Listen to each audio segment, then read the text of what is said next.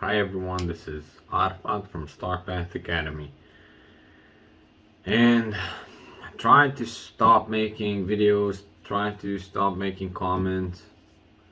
There's so much going on and it's so hard to watch live, basically, the war that is happening in Ukraine, that I almost feel like I should not make videos about the past or even invite people to talk about their experiences, because what some of these people in Ukraine, both the Ukrainians but also the Russian minorities that have experienced in the past years, are so much worse than what we lived through, or at least some of us.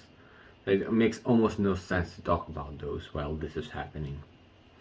Eventually I have to make some of those videos anyway, because through that you'll hopefully learn how to react or how to act in these times.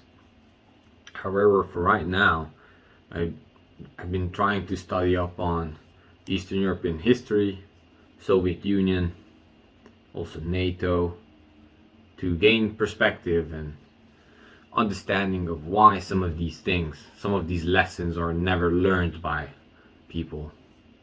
It's all over the place. Divide and conquer. Support one tribe when they are in a brotherly war, right?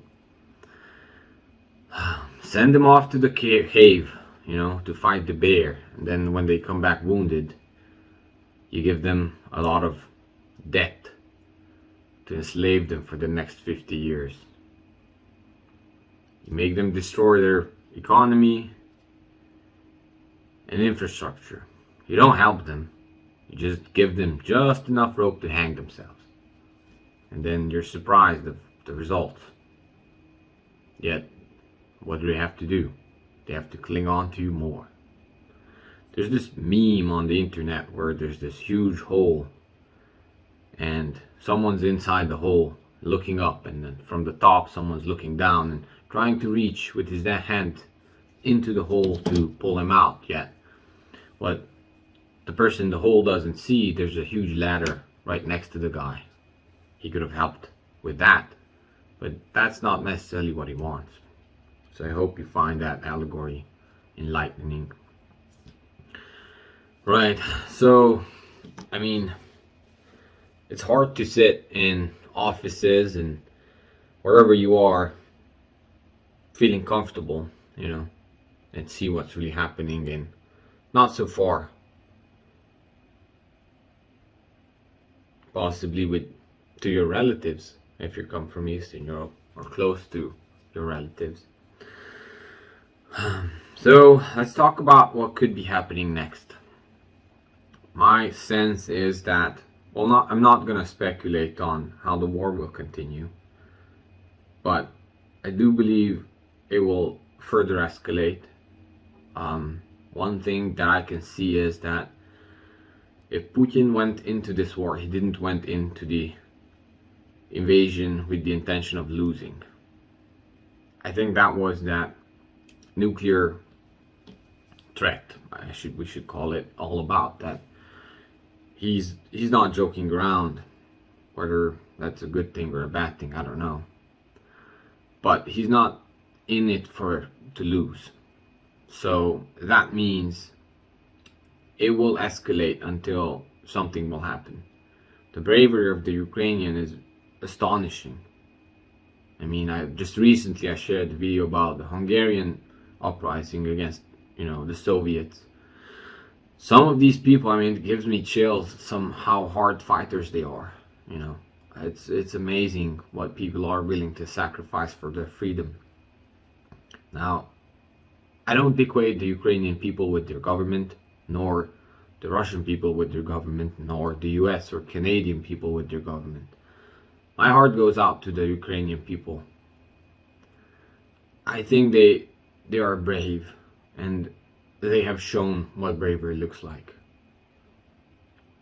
I also am afraid that sometimes that can cause a lot of harm, in the sense that without techniques or tactics or strategy, you just send your bravest people into the slaughter.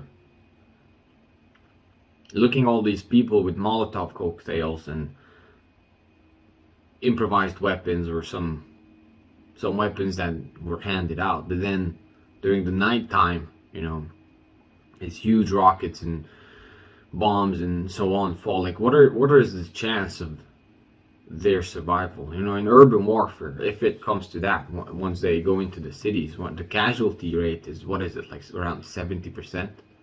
Now that will hurt the Russians as well, but you have to ask at this point, was this necessary? What's the point of it? Well, of course we kind of know on both sides what's the point of it. Ukraine will be vassalized by either the West or by the East, either through culture and propaganda or to war. I wish there could be a independent Ukraine, but that chance is fading by the hour. So what's next? How can it affect you?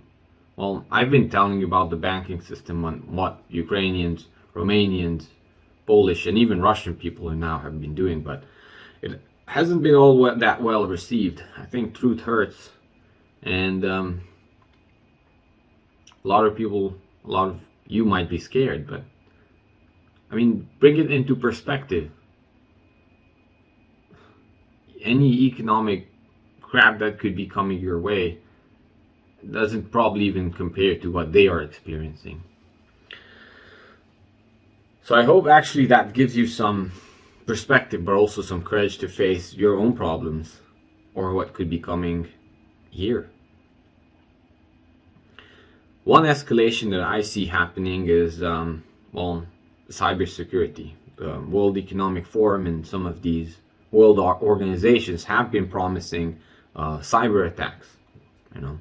I don't think we will ever know who might commit that truly, like actually. But I do believe it's coming because, before the pandemic started, there were exercises how to deal during pandemics, and now there have been exercises on how to deal with major cyber attacks. So you can guess that within the next couple of months, probably something like that will happen. At this point, I don't know what to do, right? But one thing you can do is have physical backups, right? Buy some hard drives, buy some crypto ledgers if you have cryptocurrency.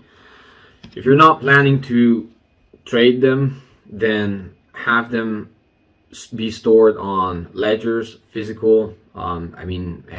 Just even write down the private and public keys. There are some metal stamps that you can buy on Amazon. I've seen a couple. I might buy one too.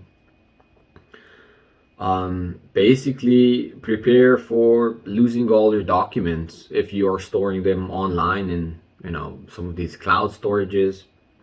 Have backups, have backup of everything. This might sound crazy, but it's really not that expensive to do. You can store them in Faraday cages, which is basically an enclosed metal box that is metal all around, and basically there's no air gap in there. It's fairly easy to make out of used ammo cans or other stuff. We can talk about those, but even family photos, if you have digital family photos. I know this is truly crazy, and it sounds like, I don't know, tinfoil hat type of stuff, but at this point, it's the you of doing it is so cheap compared to what you could be losing. If you have titles, deeds, all the stuff that you're storing online, just store them offline as well. I think this should have been the default anyway. So at least work on that. Also, you can see how the Ukrainian people who were just a couple of hours ahead of the rest of them were not stuck in traffic for days while trying to escape the horrendous things that were following them. So always remember, a couple of hours days, weeks, and even months early is still better than a couple of minutes late, because those who are stuck in traffic and stuck there, at that point there's really limited choices you have.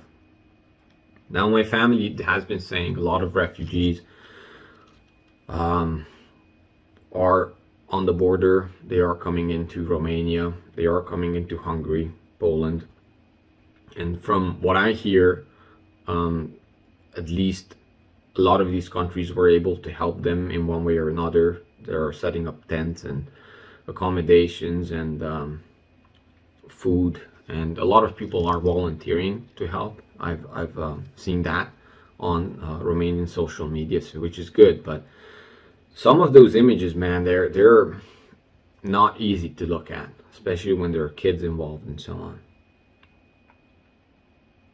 Very, very disturbing. Well, one thing you can help if you're there, of course, you can bring food and water and even offer shelter if you can, right? But think about maybe not war. I mean, hopefully not war, but economic problems could happen anywhere. And if you have food stored up, or even just cans of food or something like that, then you could use that to help those people in need and really make a difference in their lives, you know. Sometimes, especially when you're young, you think about these grandiose plans that you will achieve, these companies that you will make, and how it will better the world. I've seen that, especially coming from the world of software. Everyone wanted to be like a disruptor, and this new app or that new thing that will change the world. And you know, Godspeed for you. A lot of new things have happened recently, even with the blockchain and so on, technology that can free us if they would be used in the right way, although I'm not really seeing that yet. But also, you don't have to change the world. You can also change someone's world, a family who's suffering. You could help them. That will change the world for them. And that can be easy, you know. Focus on the things that you have control over. I think I have to lay off a little bit of the news. I mean, I've been pretty successful with that, but not recently, because well, anyway, I think there needs to be a refocus back where we do have power, because also all this propaganda and sometimes feel-good stories and packaged feel-good stories that may be true, may be fake, coming out from those parts of the world, they are really taking your power away, taking your time away. I'm not saying don't be informed. Be informed and do follow if you need to follow, but limit that time. Honestly, limit that time, and this is an advice I'm giving myself as well, because your power is here and in the now. And there are problems in the country that you live in. And maybe there you have a better chance of doing change. Because when you're seeing these rockets and tanks and marching, unless you're willing to die and fight and go there, which is your choice, I'm not saying to do it or not do it, then you really have no say in what happens, right? Or very little anyway. So what's happening? You're just feeling powerless. We all do. And that's not really good for anyone. When big forces are on the move, you have to be on the move in your life, in your community. Now is the time that you have to use that and make a change. Continue what you have been doing, if that's still the right plan. You know, prepare, help others, build community, try to be financially independent as much as possible. But also talk with people so they don't get into this black and white mentality of there's only that thing that is being pushed through the media and nothing else. And when the solution will be proposed, which it will be proposed, maybe that's not the only solution. This is not the time to sleepwalk into a third world war. But we should push for a diplomatic solution. There are things that we can do. So hopefully you're still awake and not being zombified by the news, to be pulled into a mess that you have no control over. I mean, how often did regular people have any say in when a war starts or when it ends? Very few times, unless you work together at least. We have been divided by left and right. First, politically, by whatever happened on the streets not so long ago. Then after that, we have been divided by top to bottom. Probably a good cross section right there. Both sides being split right in the middle based on the pandemic and how to deal with that.